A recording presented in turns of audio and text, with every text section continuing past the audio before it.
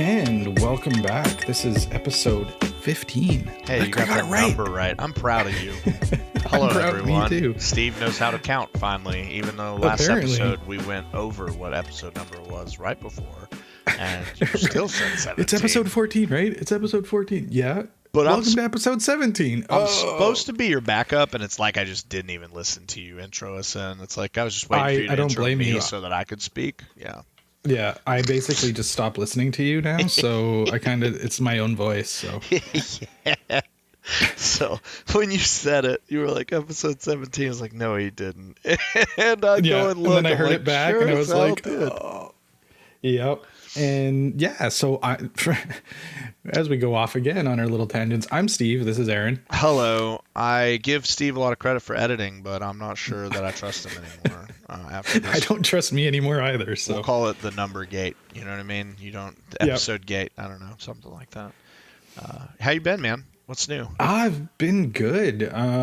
Busy with life, of course. I've transitioned off my diet. So for those that don't know, I started a really intense diet in January, and I've lost 50 pounds.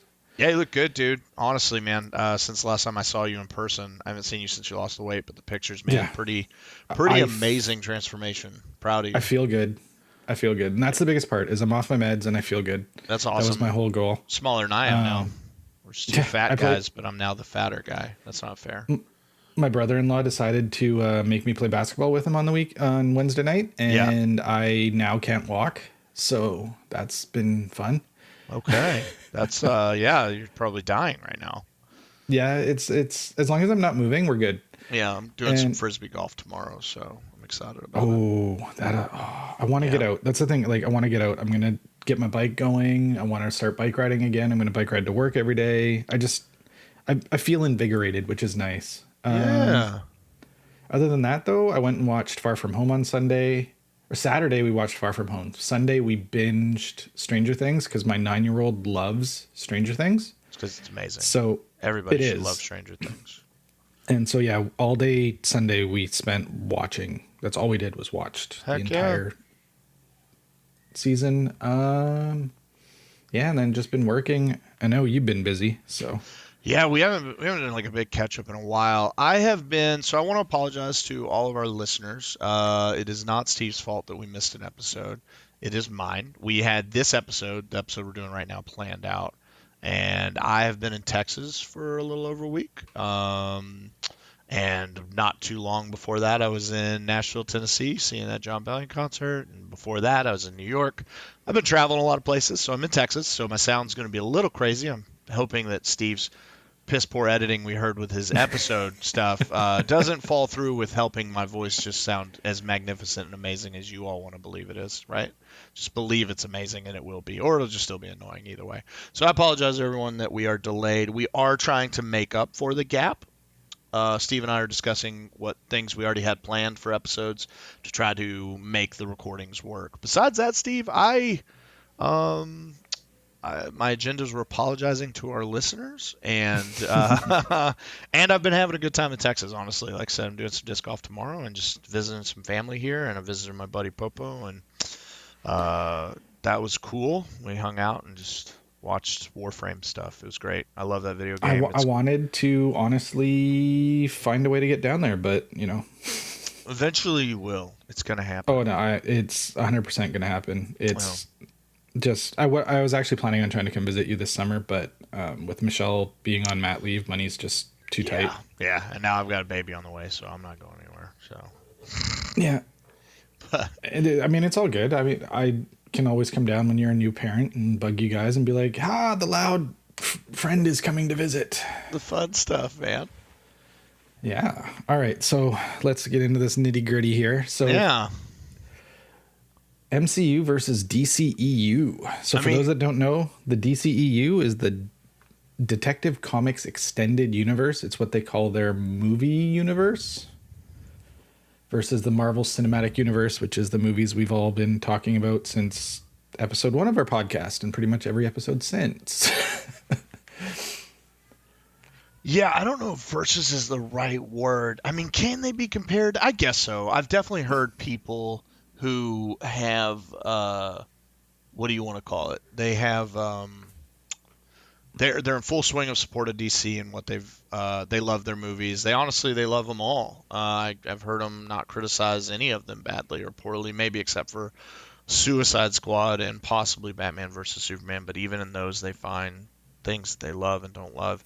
I know, Steve, when we brought this up, when we wanted to talk about this, it's tough because I think you and I both favor the MCU. The DCEU takes kind of a back seat.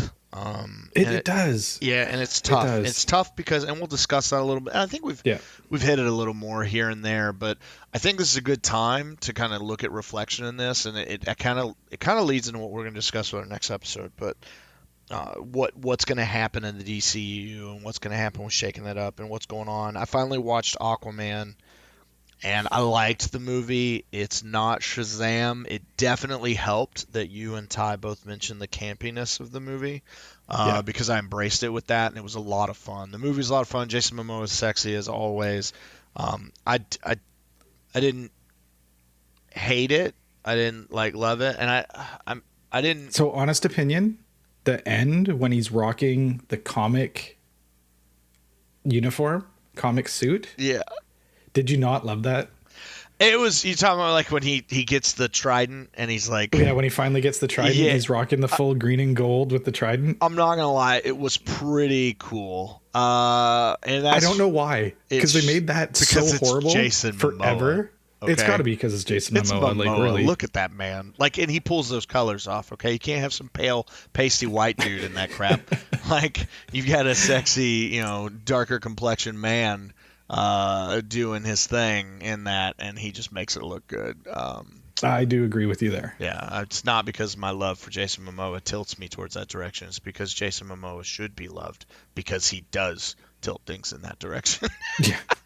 And I mean, in all honesty, he's an amazing actor anyway. He really is. So even if he wasn't as nice to look at, and this is two married straight men talking about how hot Jason Momoa is. Dude, I will talk about some hot men in Hollywood for sure. Do not mind. Have no shame. My wife knows it. We've talked about it. No, I can admit another man's looks. Yeah, he's beautiful. Yeah. Yeah. So I think we kind of stated our case there in a way, just in general. Just understand that, I think you agree with me in the fact that the MCU is a better composition and unfair to the DCU, if you want to look at it that way, has more movies, which I think is another thing. Movies, which is insane. Right. So there's we got 3 phases, right?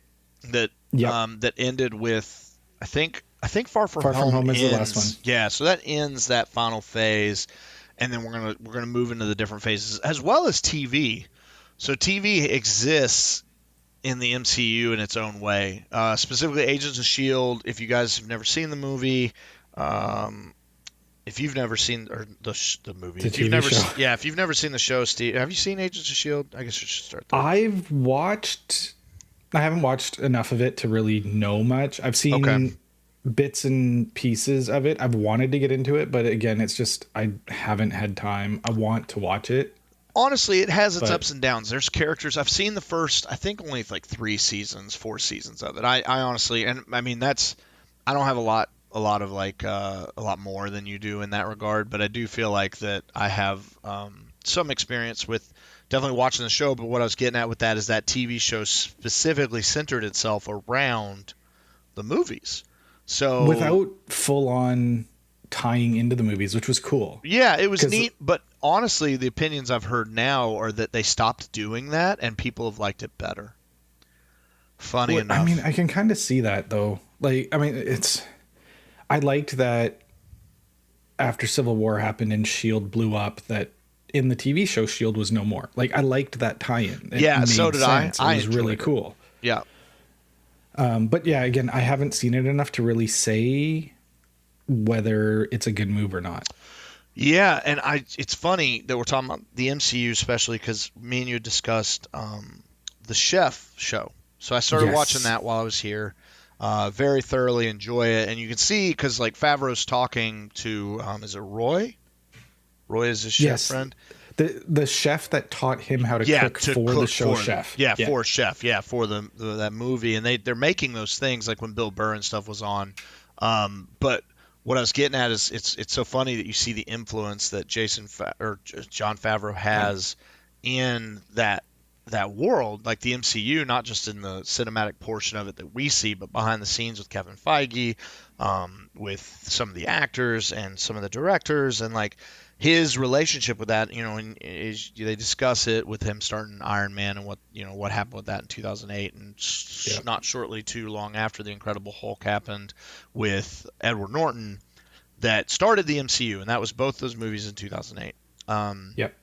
And they're discussing honestly, it. Yeah. I personally don't think the MCU would even be remotely what it is now if it wasn't for Jon Favreau. Yeah, well, and I think Kevin Feige respects that, and I think Disney respects that because of the money they've made and stuff like that. Yeah. But what I was saying is that it is clear in that show. It's kind of funny to see it, like his influence within the universe and all those people that he knows, but them just talking about what Iron Man was. It was like a shot in the dark for them to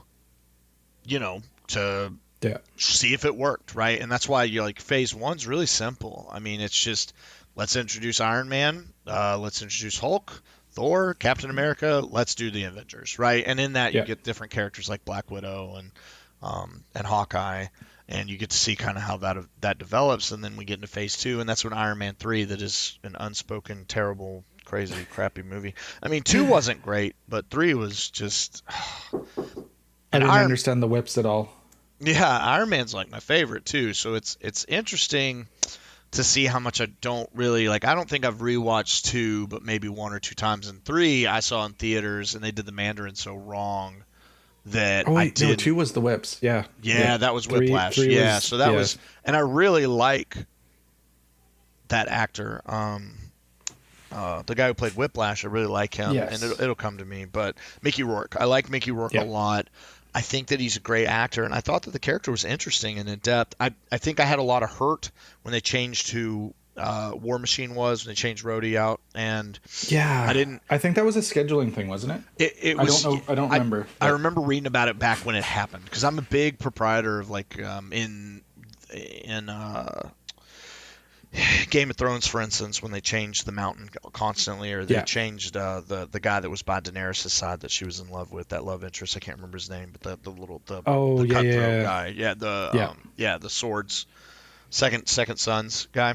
But I didn't like it when those actors changed. I don't like it when actors change. So as much as I love Don Cheadle, and I think that he's an amazing character, and honestly, he is War Machine now, right? I mean, he did it really, really well. But Iron Man, see, this is the problem. It would have worked if they hadn't introduced. Let's say they introduced. I think it was who played War Machine. The guy who played War Machine the first time. I think he was like in Red Tails. I'm pretty sure.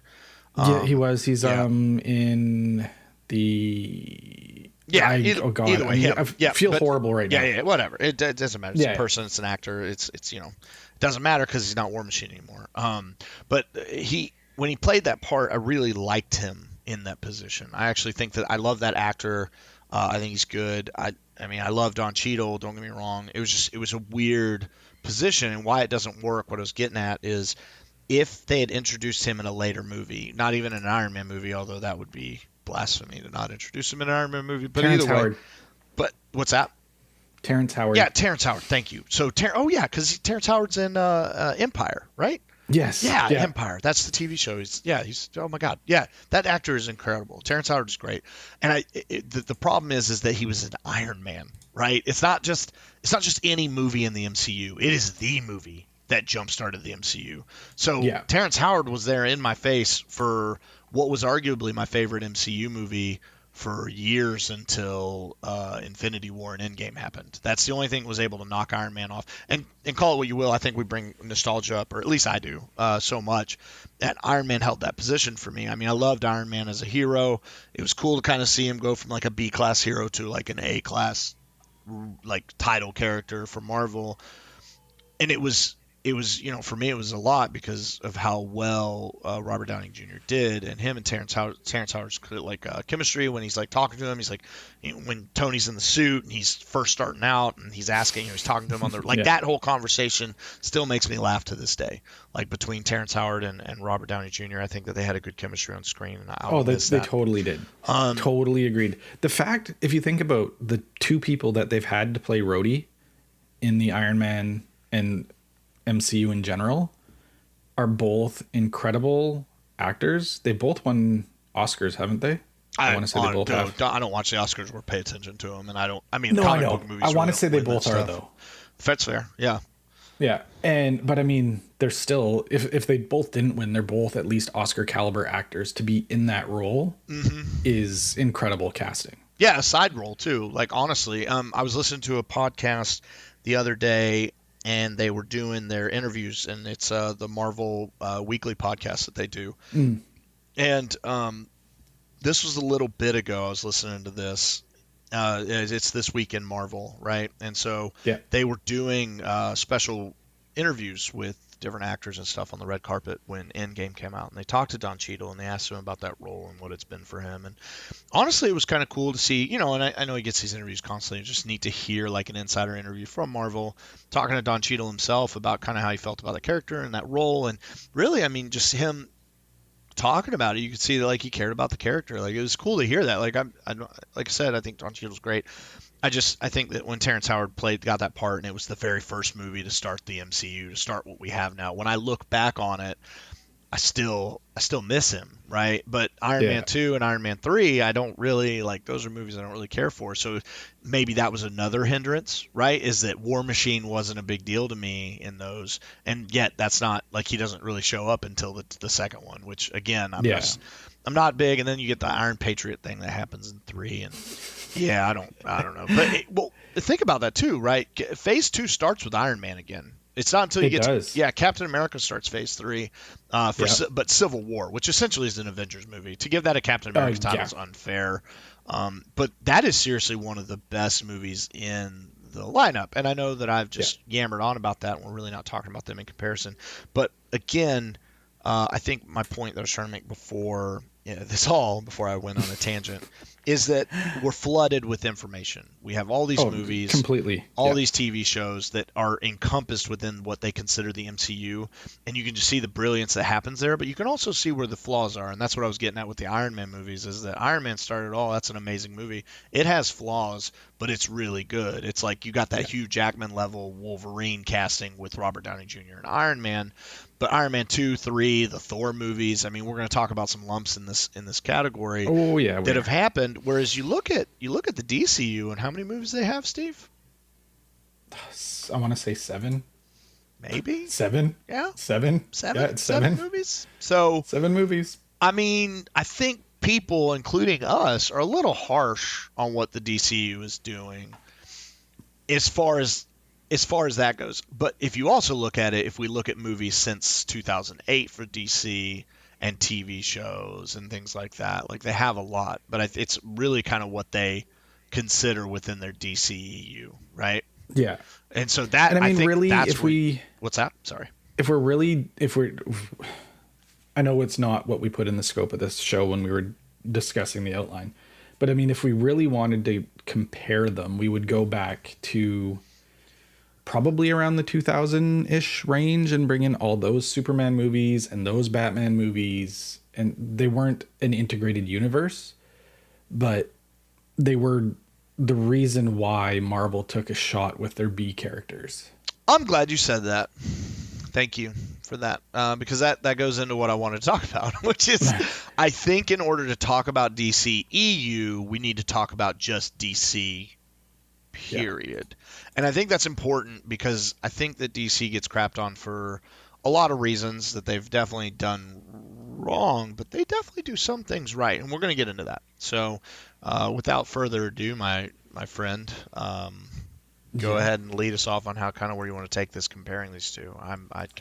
So even before we jump into that, you talked about them recasting Rhodey, which is a side character. You didn't even mention the other main recasting they've done in the MCU, and that was Hulk.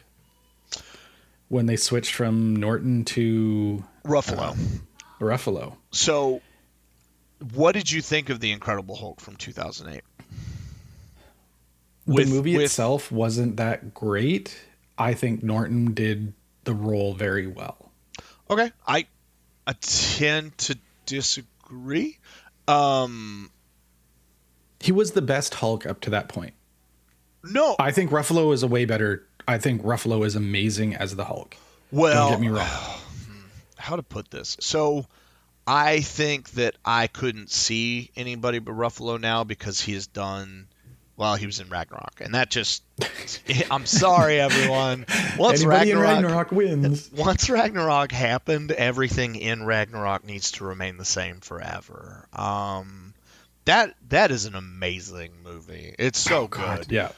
But I will say that Edward Norton, for a long time, was one of my top 10 actors in Hollywood. Yeah. Like, that was one of my favorite people to watch do movies. I enjoyed the Hulk movie. I think that The Abomination was interesting, but not terrible. I think that the movie overall was pretty good. I don't think it was a bad movie, and I looked into that as well. And it's funny you mentioned that because that is a big one. That's a big one to miss. I feel like, and I think that was if I'm not mistaken, the rumor mill that came out about Edward Norton's change had to do with conflictions of interest. And I guess the thing about Norton is, I guess he's a huge comic book nerd and he loves comics. Like, he's huge into Marvel specifically. So to get his hand, it's like Nick Cage, right? Nick Cage was pumped. Yeah. He was super pumped to become the Hulk. Super pumped. Yeah, to be the exactly. And that's sometimes that's too difficult to work with, right? Sometimes you get somebody, and from what I've heard, I think Edward Norton's a method actor.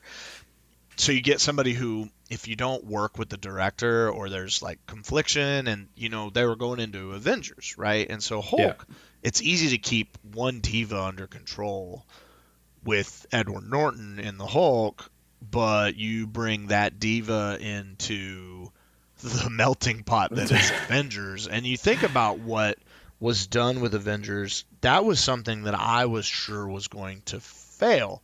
And I didn't think it was going to work at all. Yeah, and I like Joss Whedon, man. I think Joss is a good director, and I think he does good things, and we'll get more into that as we move on to the DCU as well, funny enough.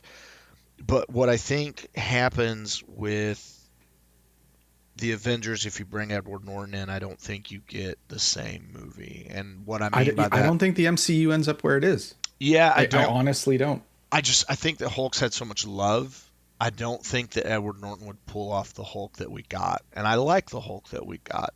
So because the Hulk we got is this torn, almost humorous, but still deep character, where the way Edward Norton was playing it was more serious. And it's just, again, same character.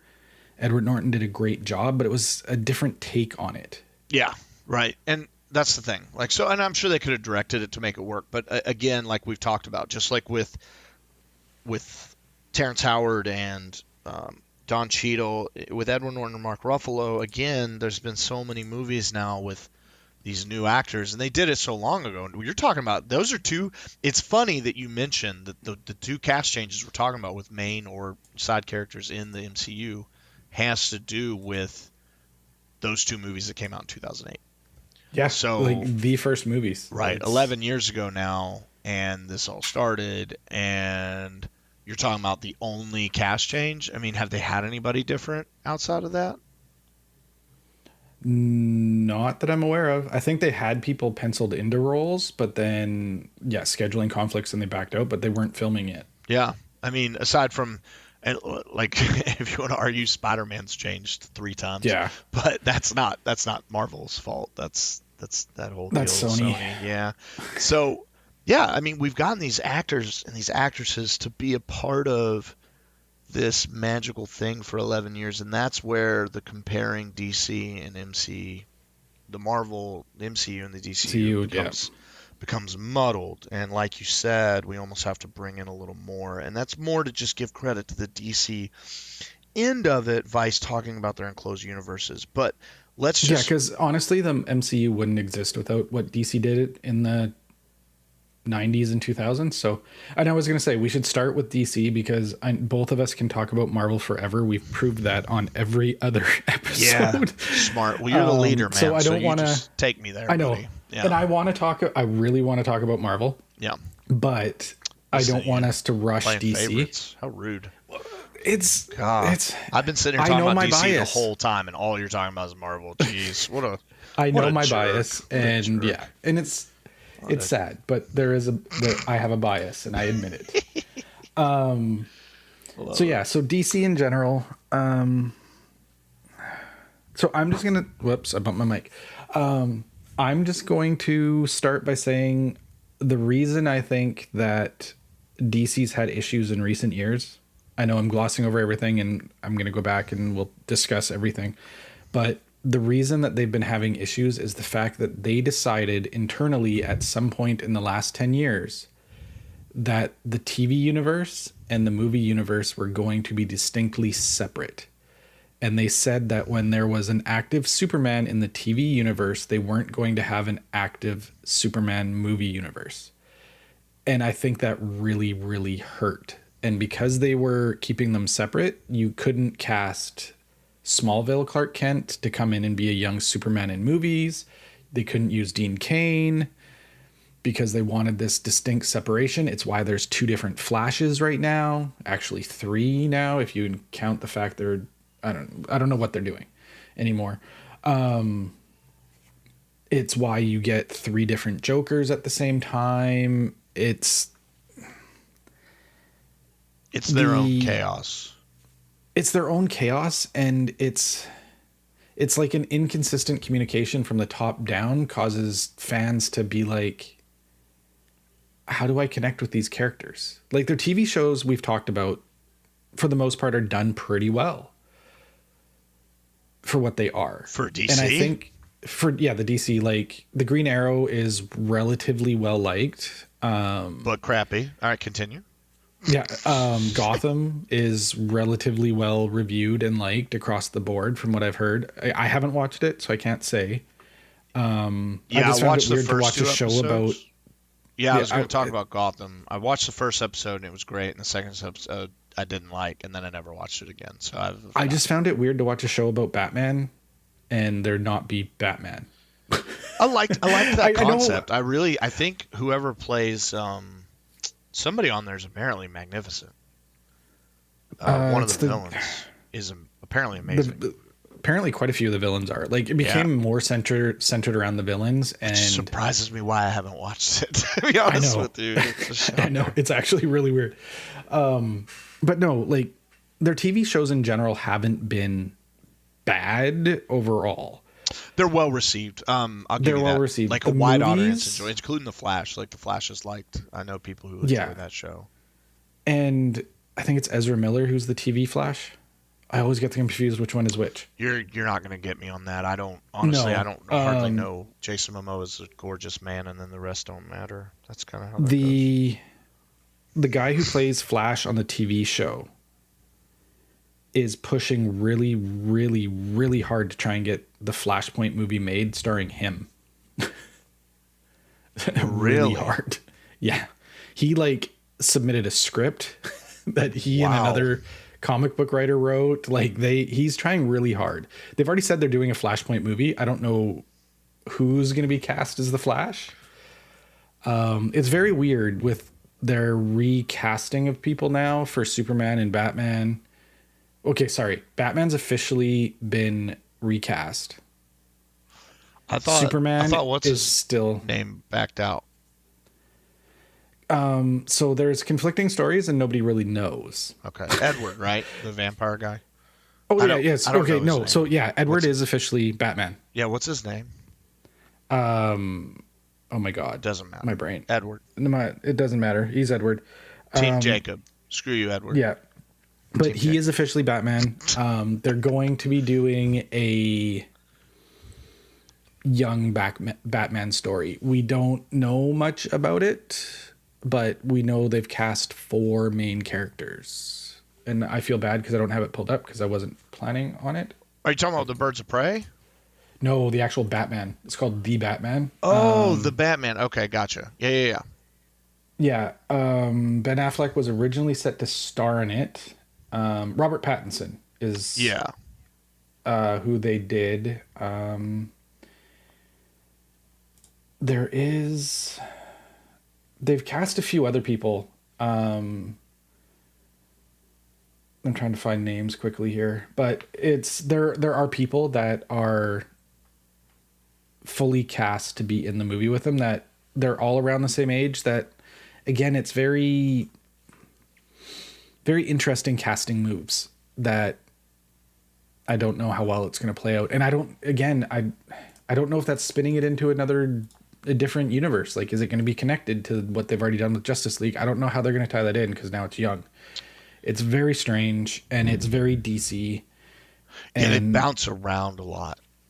they do, and then they recast people, and Their problem is structure. it's DCU, very. yeah, they're And very. they don't. So one of the other my biggest issues with them is watching their movies. They don't seem to. They don't embrace, and I've said it in other episodes. They don't embrace the dark that DC is. They DC have, was never. though.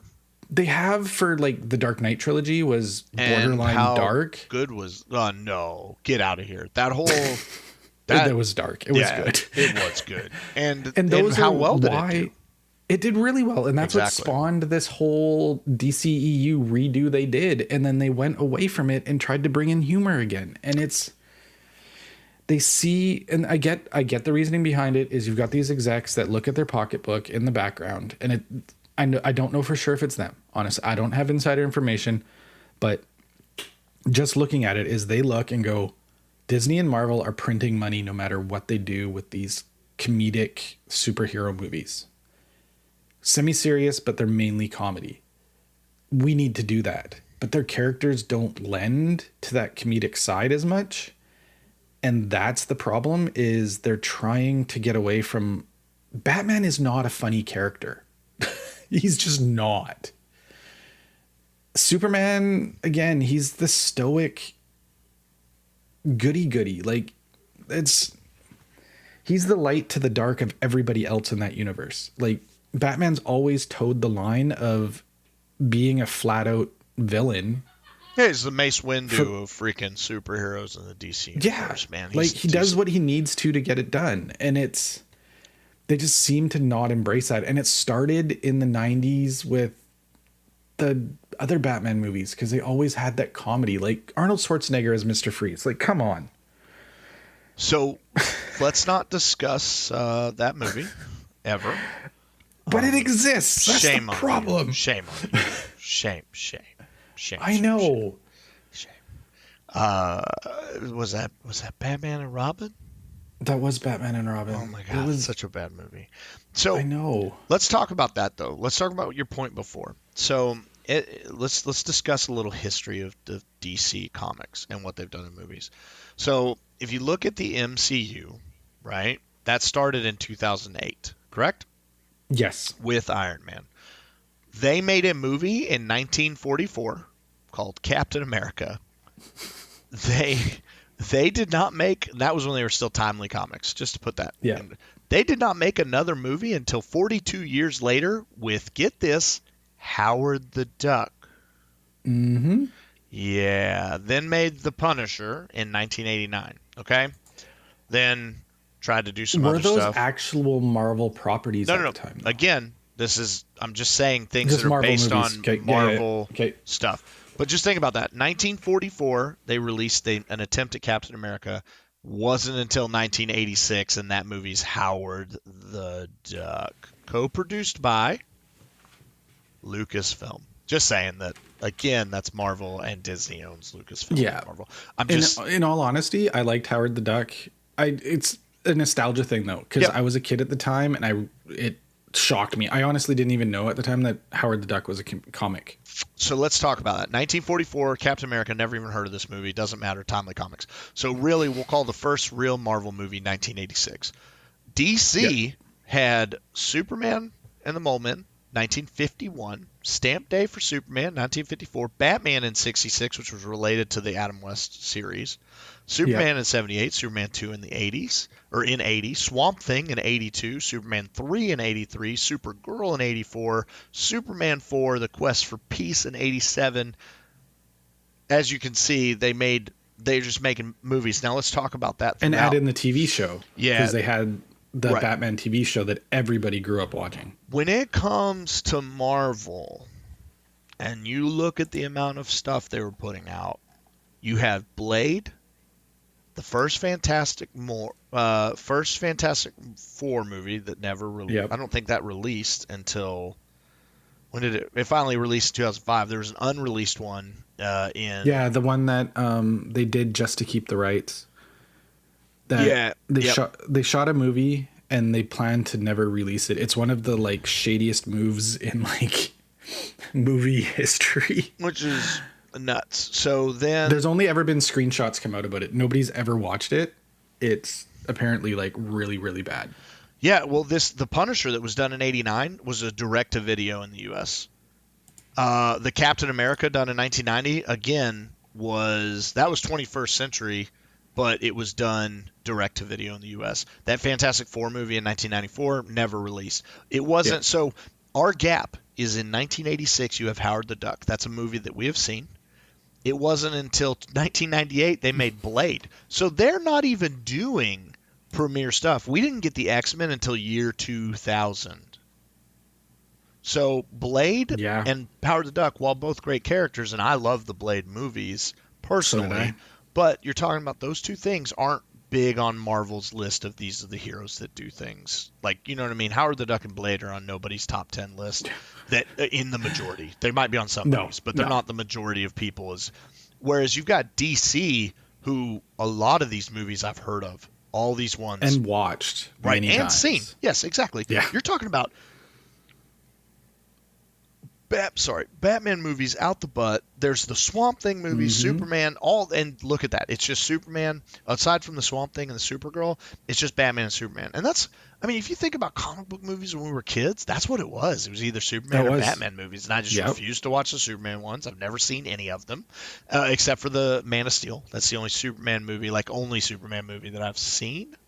The Christopher Reeve ones are actually they're super campy, but they're not. They're Superman. They're not horrible. They're not. I know they are. They're not. And I know you're not a fan. Yeah. The only reason I watched Man of Steel is because I was excited about the DCEU. Right. I was excited about them doing that, and I always like to know what the story is. Right. So. Yeah. But Batman. I mean, I've talked about. I don't think I've mentioned how much I love Batman. Should I talk more about how much I love Batman? So. As a kid, like I just got to see Batman, like and all these different people were playing him, and that never, like for some reason, that's just the way it was, right? That's just how Batman was. Like somebody knew was going to play him. It was like the new James Bond, right? Like that's really what it felt like with Batman and Superman. It was like who's going to be the new Batman or Superman? Like that wasn't like right now. It's a big deal because they're trying to do what Marvel's doing with the MCU, and the DCU just does not have focus on how they're outlining what they want to do, and that is where they're shooting themselves in the foot. But if you look at what Marvel did, they waited. And then they just started, look at these different movies they started putting out, right? You had Blade, X-Men, even Howard the Duck, right? And then you had the Spider-Man, Daredevil, Hulk, Punisher, right? Oh, God, and that first Daredevil was so bad. And all of this is Elektra? Yep, Elektra, right, which is a terrible movie. Jess is going to kill me for saying that. Jess loves the Elektra movie. She loves that movie with all of her being. She loves that movie.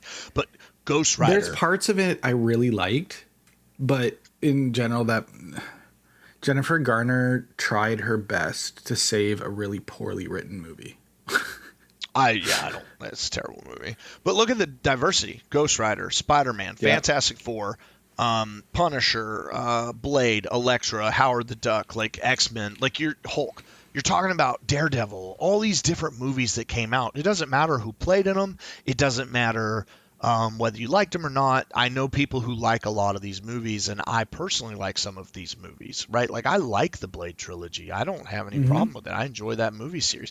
I like X-Men's 1 and 2. I hate X-Men 3. That's a terrible freaking movie. I don't know why that exists. I don't like Elektra. And then they reshot it and redid it again and just called it Dark Phoenix. Yeah, and I haven't seen that movie, and nor will I, because I of your haven't. terrible review. I will watch it when it comes out on DVD. Yeah, that's what I'll do as well. That's probably how I'll watch it. And then 2008 comes around, and Iron Man hits the floor, and then we start the MCU. What I'm saying is, look at the diversity that Marvel embraced with their characters in that beginning lineup before the MCU even was a thing. Yeah, and I mean, and this is part of the problem too, right? Because Marvel didn't think about the MCU. This wasn't an idea in their head, so they gave away all these. At the time, so yeah, before you were starting to touch on it, you were going to say they gave away the rights. Right. So in the early 90s, I want to say is when they did the big sell-offs of stuff, Marvel Comics was hurting bad. Yeah, it was big time. Really bad. I mean, comic books weren't popular, man. They weren't what they were. They weren't what they are now, which is weird to say. No, I know, it's very strange. And so they, again, for people that are geeks, they're going to get this, and they were just rehashing old events. But for people that don't know, in the early 90s, Marvel was struggling really, really bad for money. They were probably about to actually go under.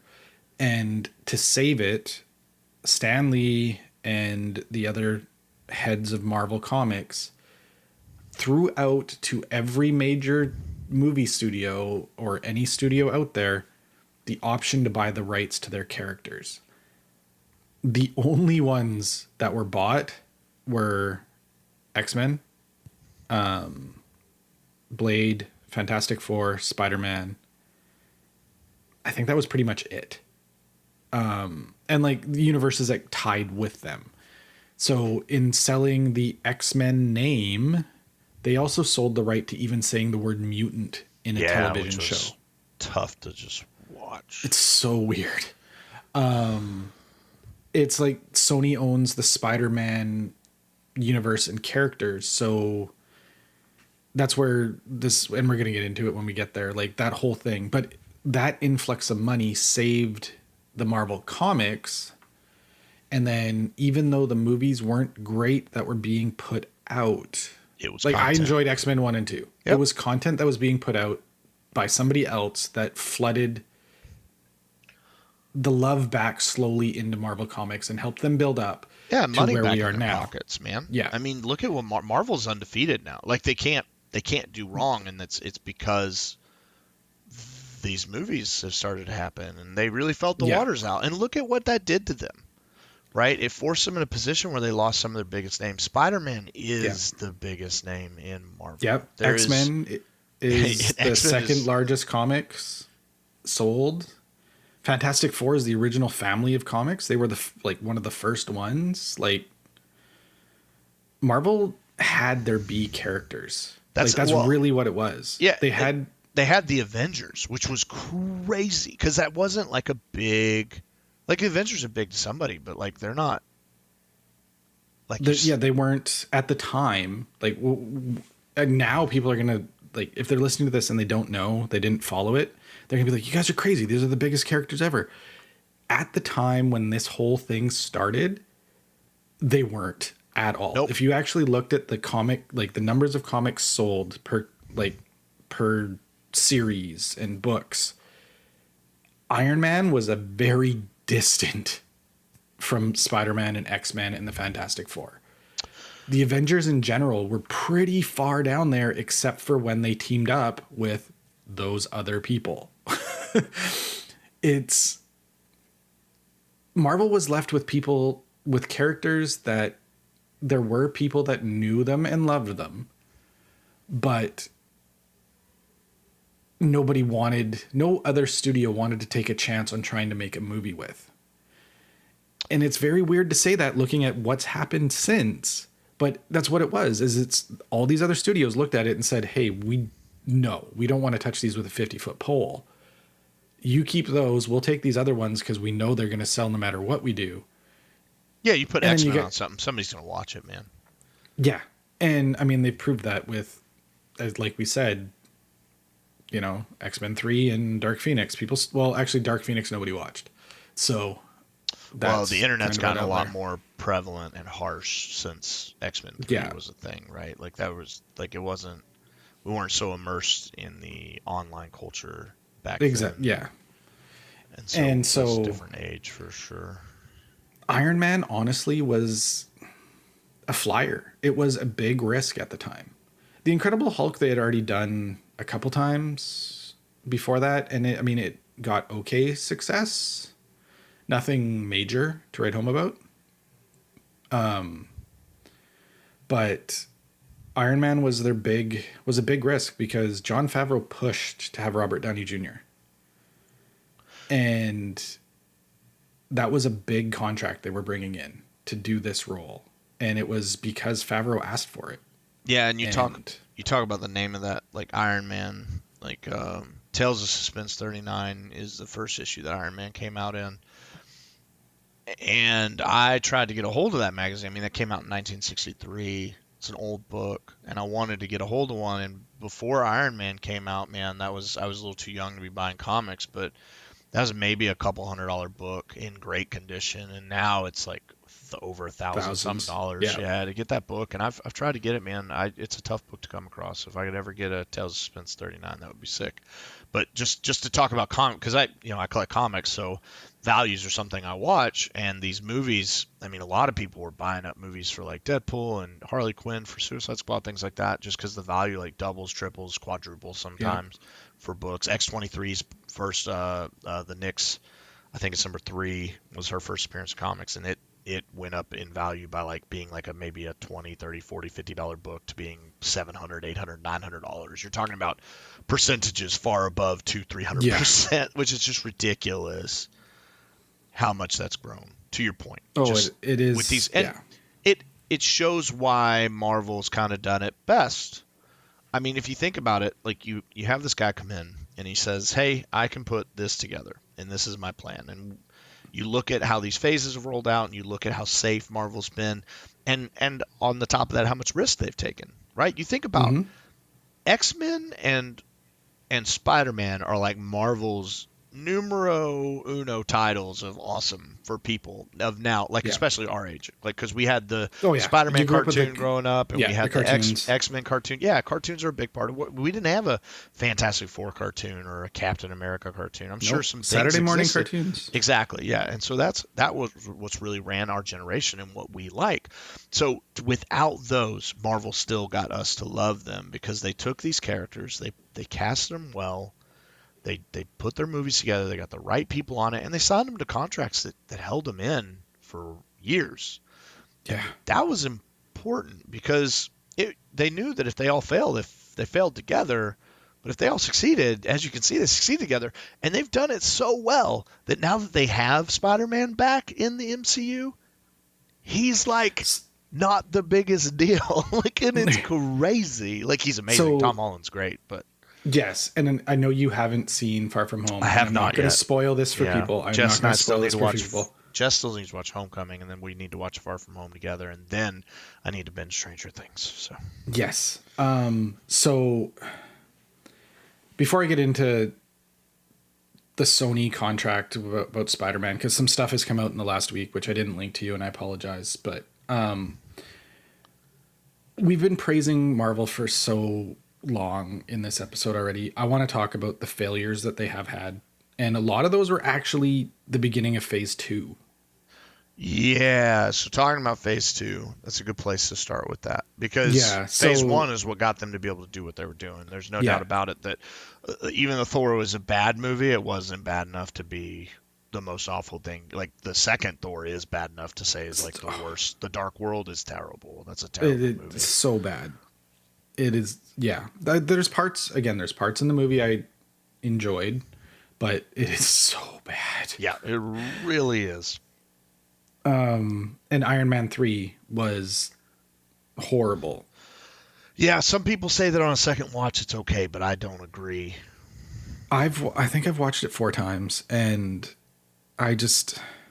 Now, you say... It's so it's so bad that they've completely forgot about it in the MCU. That's how bad it is. Pepper Potts is no longer infused with the lava blood. Like, they've just completely written out that entire storyline. The extremists. Yeah. I think that's what it is. They've even forgot about it in the MCU. Well, they even tried to bring AIM into it, man. Like they really tried to do that with like, oh my god, yeah, it's such a fail. It's such a bad. And the Mandarin is a really cool villain, and they just didn't. When I found out who they cast as the Mandarin, Ben Kingsley, I'm like, this is amazing. Yeah. Like, great casting. This is going to be incredible. And then he turned out to be some like shitty act. Like, oh, yeah. I'm going to get angry talking about this movie. So there's been major failures done by Marvel. The problem is if you think about it, they've done 23 movies in 11 years. You're going to have some duds in that. Yeah, you flood the market, you're going to have some that. But I mean, I'm looking at Phase 2. Aside from the bad start, the rest of it was good. Well, I personally don't like Captain America: The Winter Soldier, but that's me being just an angry little crapshoot of a person. Because if I look at it analytically, it's a good movie. But I personally it's arguably the best Captain America movie. No, Civil War is the best Captain America movie because it's called Captain America Civil War. I know. That's only if you actually consider it a Captain America movie, but... No, it's Avengers movie. They called it Captain America for whatever reason. It was to do with contracts or something. That's why they called it Captain America. That's fair. The first Ant-Man, I absolutely loved. I know a lot of people shit on it, but I loved it. Yeah, so did I, actually. I loved Ant-Man. And even though... his Paul Rudd is so good. Paul Rudd is amazing, and that we're gonna talk about another great looking dude for his age. Holy crap, man! He is age defying that crap. Slapping the bass, man. I love that we both just nailed that. It's a great movie. So Ant-Man was good, and it was fun. Yeah. It's a fun movie. It's a really fun movie. But I will give you, anybody who doesn't like it, I understand why. Yeah, I get why they don't like the Yellow Jacket and the way that was done. And I actually like that actor on House of Cards that played the Yellow Jacket. He's a good actor. Yellow Jacket wasn't... I didn't mind him so much. I mean, he wasn't great. I didn't mind him. I think... I don't know. I don't know what it was. I liked the fight scene. I loved the whole throwing Thomas the Train. Yeah. That was so good. Like... His daughter's in the room, Cassie's in the room, and you just see this little puff, but to them it's like this huge explosion. Oh, it was so. And then when the Thomas the Tank Engine comes out the window and just crashes into the cop car, and they're all like, "What?" Yeah. So it was, I think you're right. I mean, overall, I'm looking at the lineup, dude. I mean, Phase 3 has too many movies to really compare, but that's because you get more characters, you get more movies. But Phase 2, I definitely agree with you, is probably the weakest overall. Because you're talking about Phase 1, Marvel's The Avengers is an amazing movie. Joss Whedon killed it. Captain America is a very safe movie. It's not a bad movie. And it was just, here's a safe introduction to Captain America. And Thor wasn't great, but I mean, it was the first time we got Thor, so it was kind of cool to see. I'm not a Thor guy, so really in this, you got Iron Man 2, which I didn't think great, but it was nominated for an Oscar. Yeah. But you talk about the Incredible Hulk, which we discussed a little bit in Iron Man. When you look at Phase 2, Iron Man 3 is a dud. Thor: The Dark World is such a major dud that I don't know why they it should be erased from everything. Those are two really bad starts. 2013 was not a good year for Marvel. But then you get into Captain America: The Winter Soldier is considered a really great movie. Guardians of the Galaxy is one of the best movies in the MCU and proved to the world that they could go Phase 2. Yes, and that on that docket, that's the best movie on there. There is not. Yeah. I don't think there's anybody who'd argue with me on that. And if you are going to argue with me on that, I'd love to hear why. What James Gunn did with Guardians of the Galaxy and what that gave us. I got to see Jess enjoy a comic book movie, truly enjoy a comic book movie.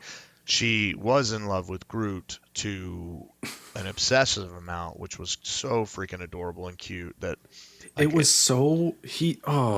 just the depth they did for all of those soundtrack, the casting, the acting, the costumes, the story, everything in it was the cinematography, everything was beautiful. So before we go too far, even out of Phase 2, and I know you said Joss Whedon did a great job with Avengers. I personally would have loved to see what Favreau would have done with the Avengers, because he was supposed to direct it. I didn't know that. Was he doing Jungle Book at the time then? I don't know when Jungle Book came out. I don't remember if it was he did have something that so he couldn't do the Avengers because he knew it was how big it was going to be. Right. So after Iron Man 2, that took a long time yeah, to deal with. So he knew after Iron Man 2 he couldn't really direct, so he became like executive producer to help with a bunch of stuff and stepped back from it. But he was lined up to be the director of the Avengers, and I would have loved to have seen his version. Joss Whedon did an amazing job with it. Definitely. Yep, I agree. We've said it on many I absolutely love Favreau, and yeah, which is going to lead into my Spider-Man Far From Home thing without ruining anything. If you swear to Christ, if you ruin that movie, I'm not going to ruin. No, I will not. No spoilers at all. All I'm going to tell you is I'm going to destroy you. I love Favreau even more. Destroy you. No, you're not. I just said I love Favreau even more. Yeah, no, I'm going to kill you. Like, don't talk about it. So, totally unrelated to the movie. So, just because we're getting, I want to go back to DC a little bit too. Talking about the future of things. So apparently the reason that Marvel hasn't released any real information about Phase 4, there was a leak last week. I want to say it was last week. From somebody apparently with inside knowledge that a lot of people in the industry are saying the person's trustworthy. It's the only reason I'm saying it. Apparently in the contract for the rights for Spider-Man to be in the MCU, if any of the movies that Spider-Man headlined, so Homecoming or now Far From Home, makes $1 billion, Marvel gets free run to make the third movie. Any way that they want. It's their movie now. They don't get full rights back, but they get to do whatever the hell they want with Spider-Man for the third movie. Interesting. Okay. $1 billion though? If they don't hit that, Marvel gets no say in how Sony makes the third movie. The contract's over and Sony can walk away. Now, that's stupid. Right now it's in a very... But you got to think about when they made this contract. It was a very weird time for Sony and a very weird time for Marvel because... Actually, no, Marvel was killing it at the time. But it was a weird time for Sony because there was rumors going around that Sony was about to give all the comic book rights back to Marvel.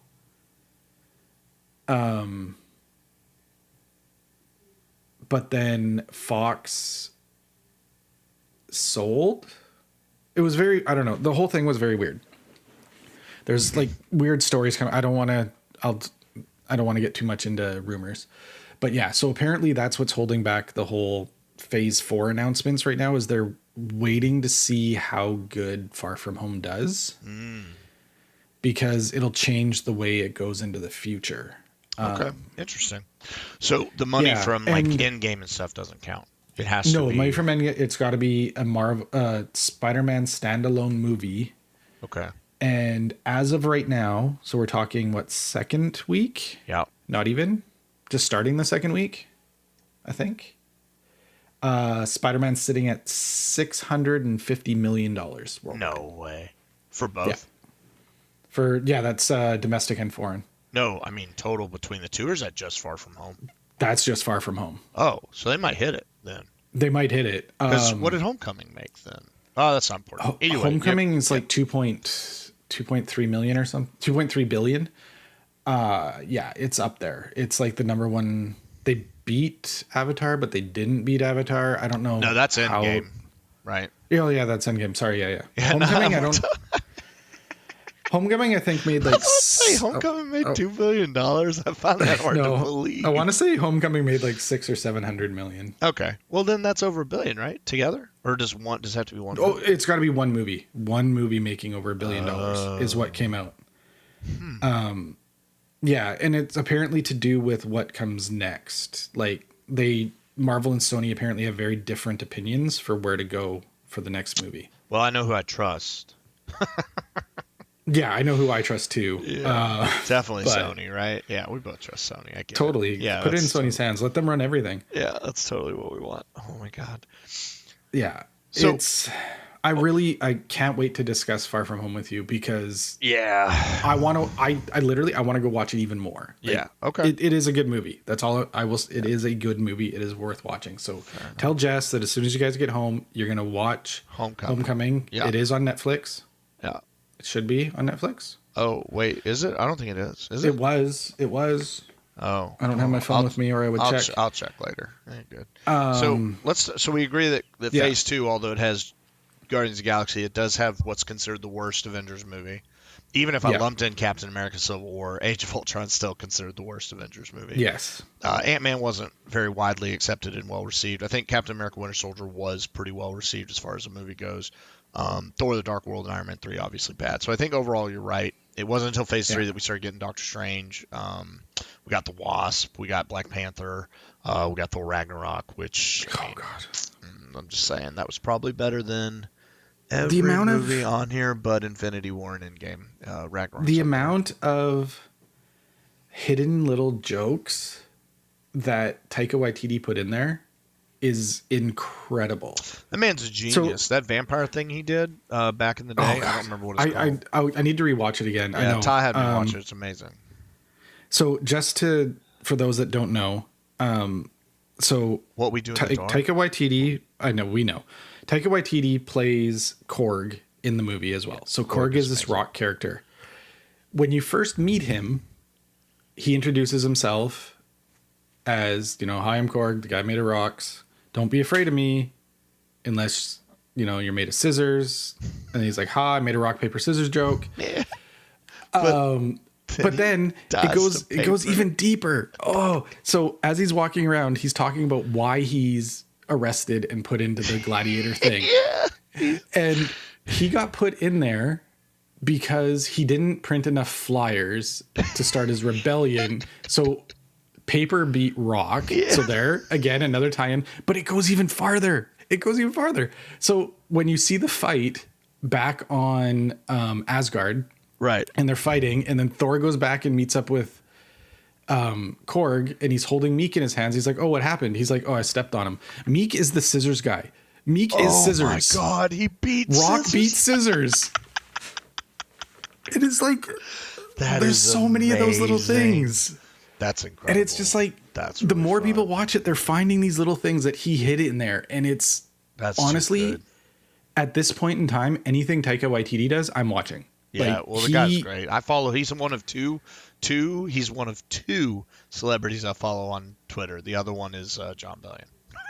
Yeah, and honestly, I will watch anything that man puts out or is tied to. I am excited to see what he does, and I respect the hell out of him for refusing some movies. Like, the rumor is he was offered Guardians 3 after they fired James Gunn, and he said no. I'm glad he said no. I'm glad James Gunn's back on it, because that was... I completely agree. I think that was a horrible move. I get why they did it at the time. I completely understand why they did it. I don't think it was the right move, but I get why they did it. Yeah.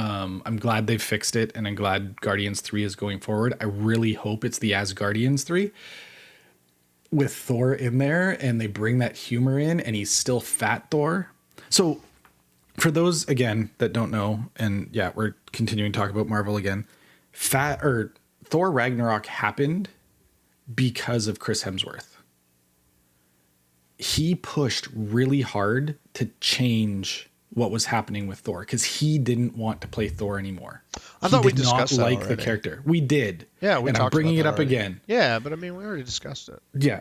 The haircut. So let's go the to haircut DC. Was his idea. Yeah, it's we talked good. about that. We already talked about Yeah, so I know. Let's go to DC. I'm passionate. DC, so okay, Steve. so back to DC. Listen to you go. Listen to you go. You're repeating yourself. Stop it, Steve. I am. I love you. I know. Did you want to make your point?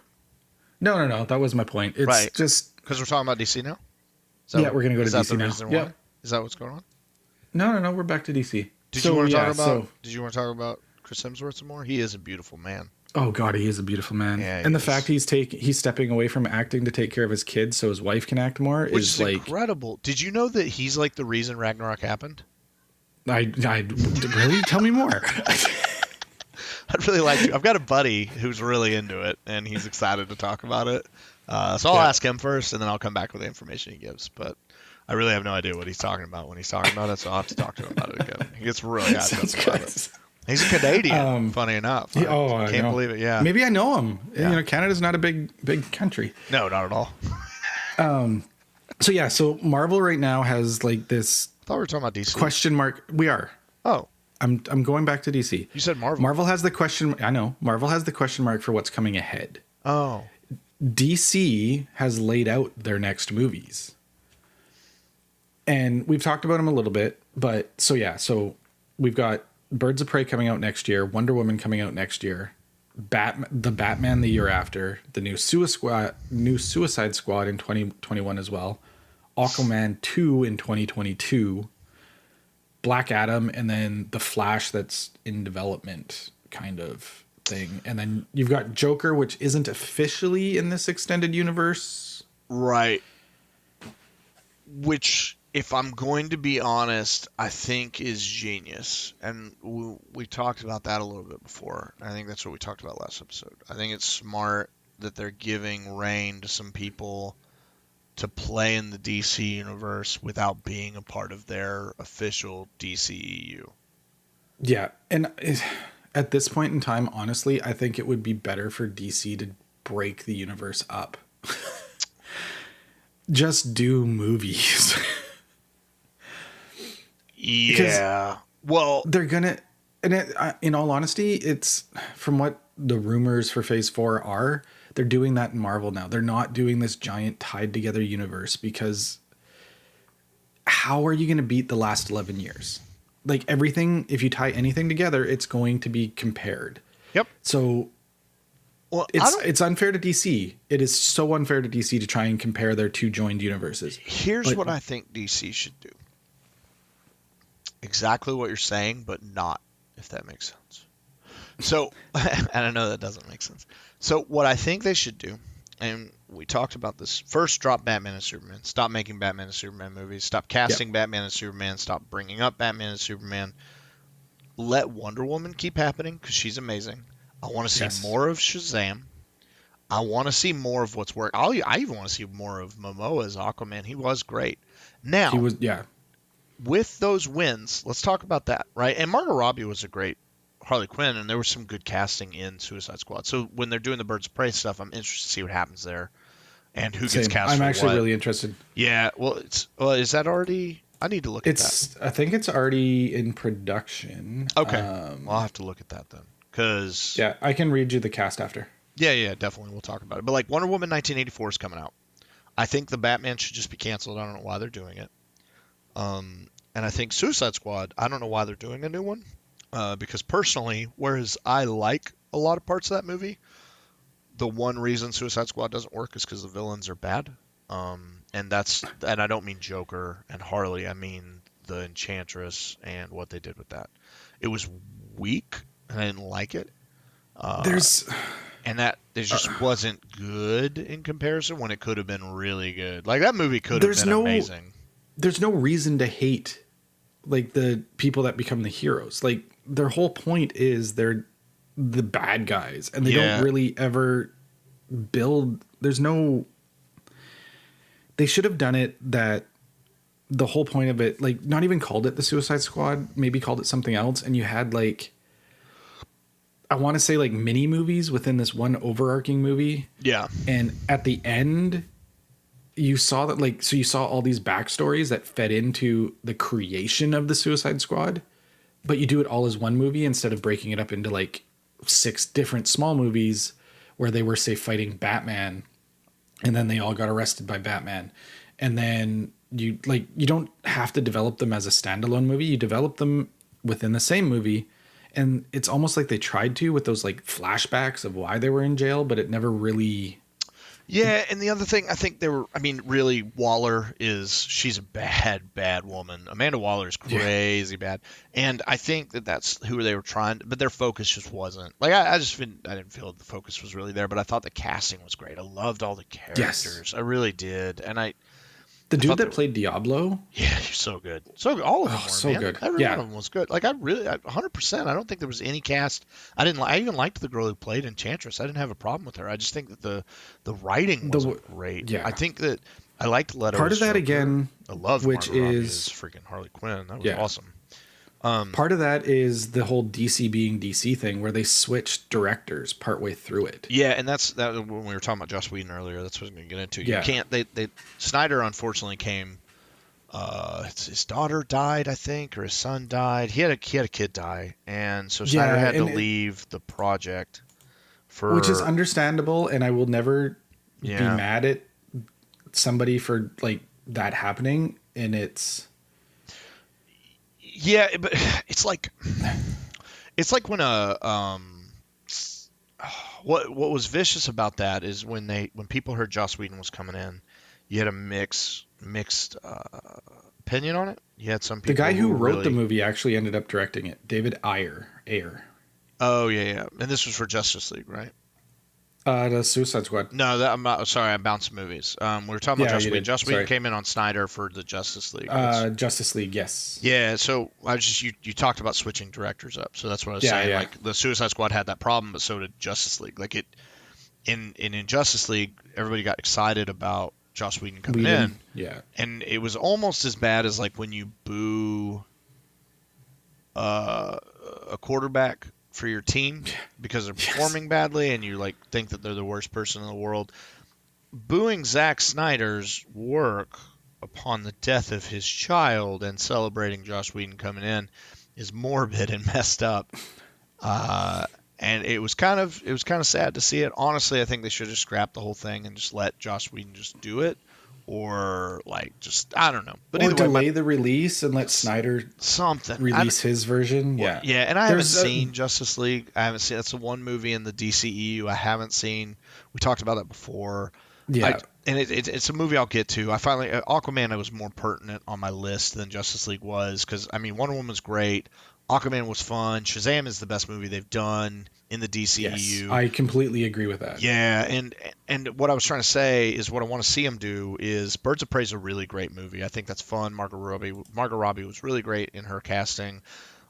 It would be cool because Birds of Prey is a perfect place that you can play with your characters like Joker, and you can play with even like a Batman coming in, but like he's not the focus. Like he comes in, maybe gets his butt kicked or something happens where like, you know what I mean? Like if you want to do these characters, if you want to cast these characters, play with the movies that are working and introduce, like you were saying, like let's say they do a Flash movie because apparently the kid who played Flash, I like that actor, but you know, this is one of the things I want to see Justice League for.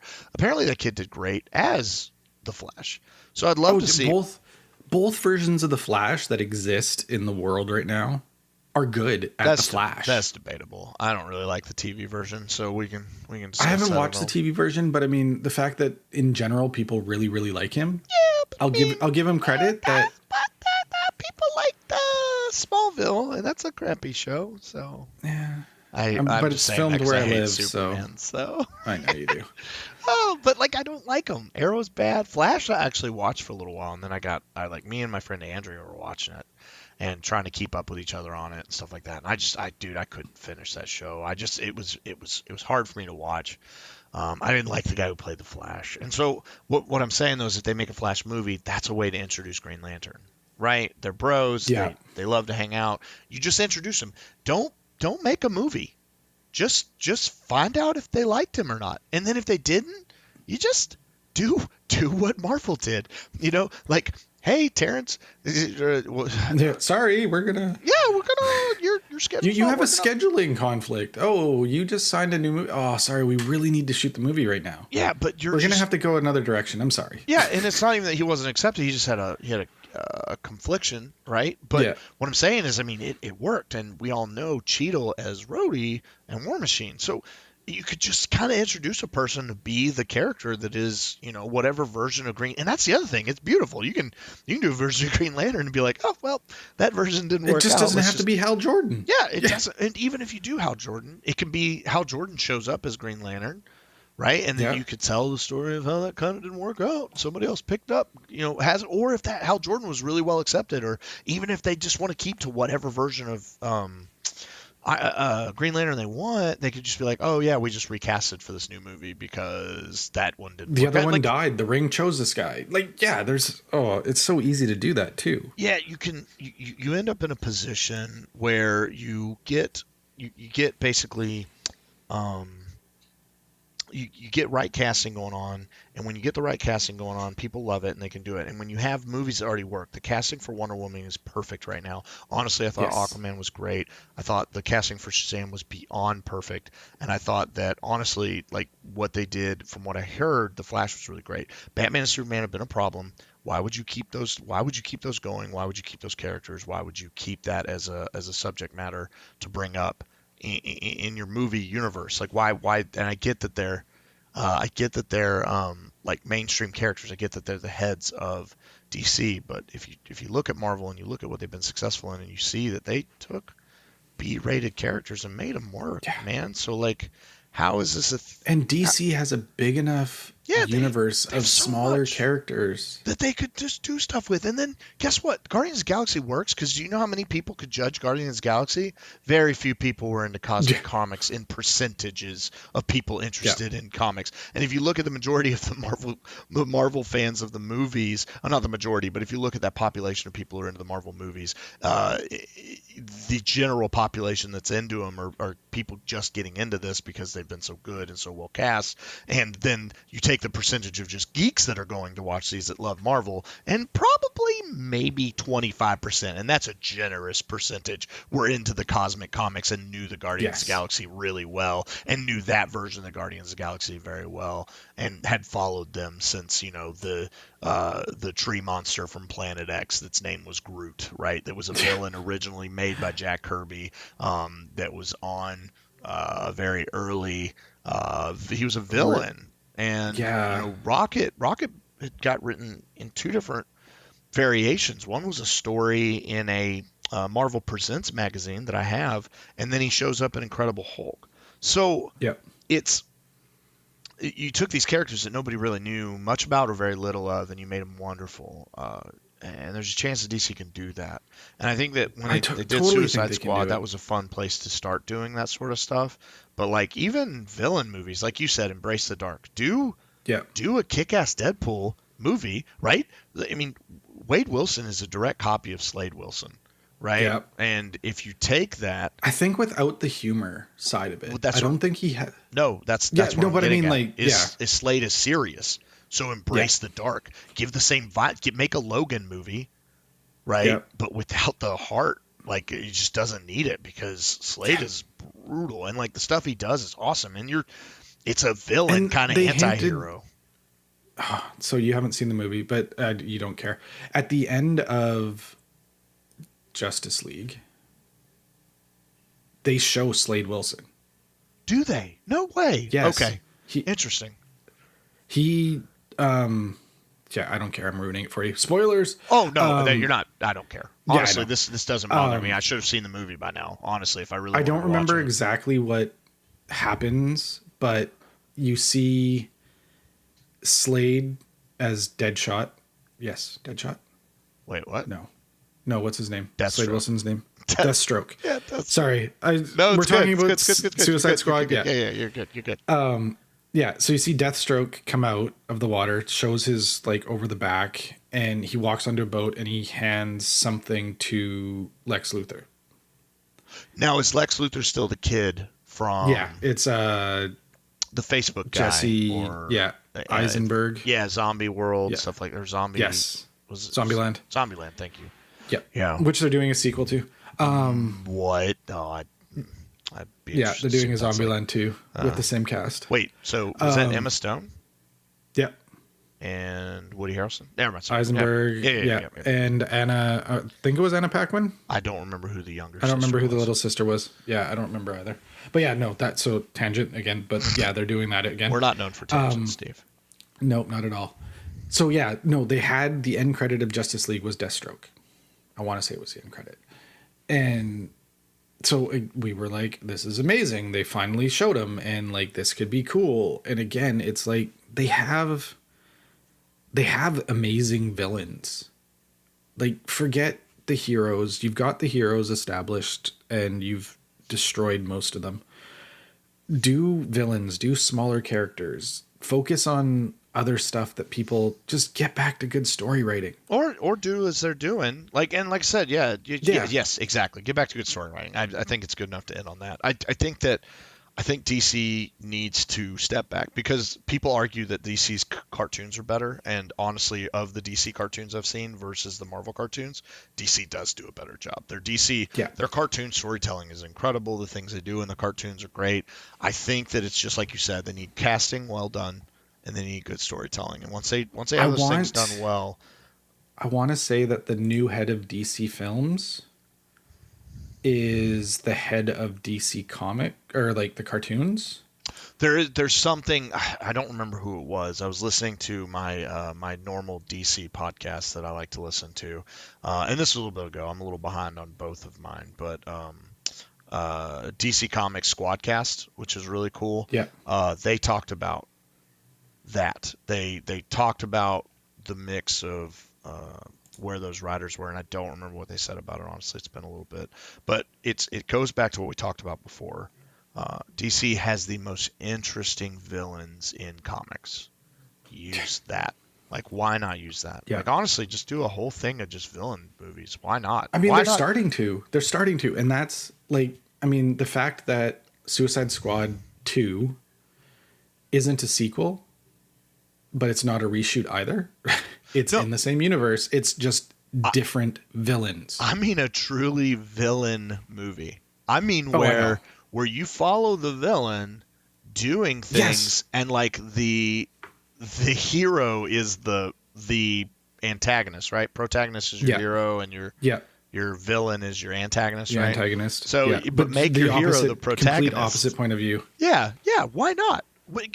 Because if you think about it, like Fox already went dark with Logan. That was a great movie, well written, went rated R, like kind of got that thing going, but not dark, right? Because Deadpool's not dark at all. But like if DC embraced the dark and then kind of went the villain side of it, I think they'd have some success with that, and especially if they write it well. And then casting your heroes isn't as big of a deal. Yeah, it's not as crazy because they're the side cast. It's casting your villains right, which I think can be arguably harder. But how interesting it would be and you don't need to let the villain win. You can still let him lose, but you do it all from the view of the villain. I think it would be amazing to kind of not know where the hero's at on catching you. Yeah, well, so that's the one really exciting thing about the Joaquin Phoenix version of the Joker. Is that it's him? It's him. He is like, I mean, it's Joaquin Phoenix by himself, who's an amazing actor. He's playing this new version of the Joker, who is iconic and evil. And we know nothing about the story they're telling. Like, it is so intriguing right now that like there's been almost nothing that has come out about this. Yeah, and I think it's fun. I think that's the way they should do it right now. I mean, you look at like Eminem, who dropped Kamikaze without telling anybody anything about it. I mean, that album's very well received, and it was a cool way to do it, especially this day and age, for nothing to leak about that and for it to just drop.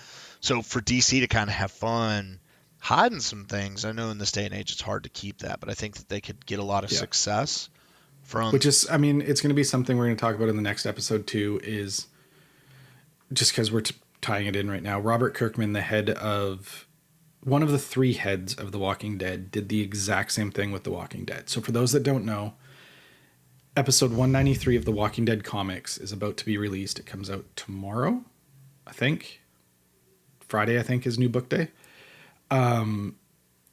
He announced today that 193 is the final episode of The Walking Dead. Yeah, and as just like a little...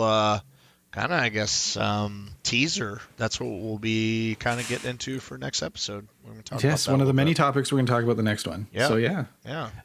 Before we call this one to an end, because I know we're pushing over an hour and a half, or close to an hour and a half. So the cast for Birds of Prey is obviously Margot Robbie as Harley Quinn. Yeah. Journey Smollett-Bell as Black Canary. Okay. Mary Elizabeth Winstead as Huntress. Okay. You'll know her from, oh my God. He battles the 7 X's. Oh, Scott Pilgrim. Yes, Yeah. she was. I just She's watched the his. thing on her last night, talking about Yeah, another movie she's involved in. a person I don't know as Ella J. Basco as Cassandra Cain. I don't know who that is. Yeah. Rosie Perez as Renee Montoya. Chris Messina is playing a character named Victor Zaz, who's a Gotham serial killer. And Ewan McGregor is playing Black Mask. So, I mean, they're not getting... I know if people don't recognize those names right away, it's fine. But a lot of those people, if you see their pictures, you've seen them in movies. You know who they are as actors and actresses. Yeah. And it's, from what I can tell, it's a really well done cast for what it's for. I mean, yeah, Birds of Prey. Like, it's going to be, I'm excited for it. I think Margot Robbie did so well as Harley Quinn. I agree. And it'll be cool to see that. I honestly, personally would have rather had the Sirens, but I'm down with the Birds of Prey. I think that it's okay to do that. But I mean, they could still do the Sirens. Well, like, I mean, the way they're doing stuff, who knows, right? If they screw up Birds of Prey, who's to say that the Sirens wouldn't be just something they don't end up doing, right? So many projects are getting canceled and are not happening or switching out, and I'm worried about that. I know that the DC's biggest weakness and the thing that hurts them is what you said, like writing, cast changes, no real structure. Whereas Marvel Comics, I mean, honestly, the MCU has been so successful because despite having a lot of movies, and a lot of different people running them, right? Like a lot of different directors and a lot of different writers. They have a central message, which the characters stick to. None of these characters are ever playing somebody they're not, other than Thor, and that was a revamp on purpose to bring life to the character, and it still didn't change him. All you've seen with Thor is him growing up, which is exactly what he does in the comics. That's Thor's journey. Thor's journey is learning to get away from being an arrogant idiot to understanding what his true power is and becoming the All-Father, right? So like learning this journey has been appropriate to Thor and his story. Despite me not liking him, I do like what they're doing with him in that storyline. Speaking of Thor in the comics, have you seen what they've done with him in the latest thing? No, I haven't been in touch with comic life recently. My dealer actually is supposed to be sending me a new load soon. So your dealer? Yeah, my dealer, man. Stuff. He's in California, man. His name's Kevin Brown. He's a great guy. He does the Boys of Summers comics store, and he's just, I don't know, man. I've been dealing with comics with him since, 2004 or 5 years now, 2014, something like that. Nice. Either way, yeah, man, great guy. Sells me all my comics, gets me the things I need and my reading material, so it's really good. Basically, they just made Thor the most powerful being ever. Interesting. I mean, he's God, so he is, but they had multiple versions of Thor work together. Interesting. Okay. To defeat Thanos. Oh, weird. Okay, interesting. Well, I know that they mess with like old Thor, young Thor. Modern old Thor, God Killer Thor. Yeah, I want to say where like he absorbed all the Infinity Stones in his body, and he still wasn't the strongest character. Like they've been doing some really really cool things in the comics with him. I really got to sit down and just read and read and read. They've been doing some really cool stuff. And so speaking of DC, since we're talking about DC, and we're going to talk about it in the next episode more because it's part of our news thing, but I really need to find a copy of Sandman. Just while we're here talking about this, if anybody knows a place where I can get a copy of the Sandman books. If it would not cost me so much money, man, I would send you my entire... Sandman, is that DC? That is DC. Oh, that's a problem. So you got to go revamp your lists. Both of my lists, actually. Well, mainly the Corinthian is my favorite villain in that story, and I don't want to say anything about the Corinthian, but I will tell you that he is a scary character. Yeah. And so do you know why I'm bringing it up right now and why it's leading into our next thing? They're Vertigo, aren't they? They are. I thought that was Vertigo. DC's Vertigo. Oh, but so was Watchmen. Mm-hmm. Watchmen was Vertigo. But I don't think they've brought Sandman into the DC universe, though. I still think I think because the only reason I brought the Watchmen characters into my top list was because he has been in. Yeah, I don't think Sandman in that group, that trope. I think I would have nailed that, because whereas Sandman wouldn't have been on my heroes list, Death would have been. Death is a really cool character in that story, and then Corinthian would have been.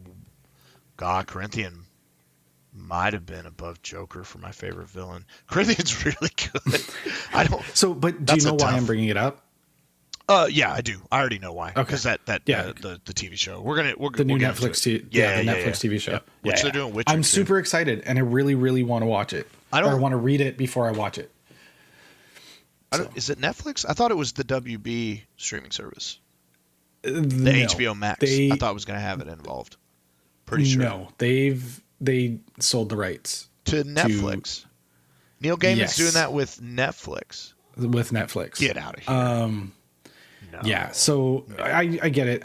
So this goes to the I was listening to Fat Man Beyond. So much right now. Yeah, but I was listening to Fat Man Beyond. That's Kevin Smith. I love that man. It is Kevin Smith. Absolutely love him. Him and Mark Bernardin, who is the co-host, they were talking about it, and Mark Bernardin made a great point with the amount of money that Warner Brothers, HBO and stuff is about to be throwing into creating their own streaming service. They're signing a bunch of big producers to release content for them. Like they got Bad Robot. So Bad Robot exclusive content is all going to HBO. Bad Robot? That's J.J. Abrams' company. Yeah.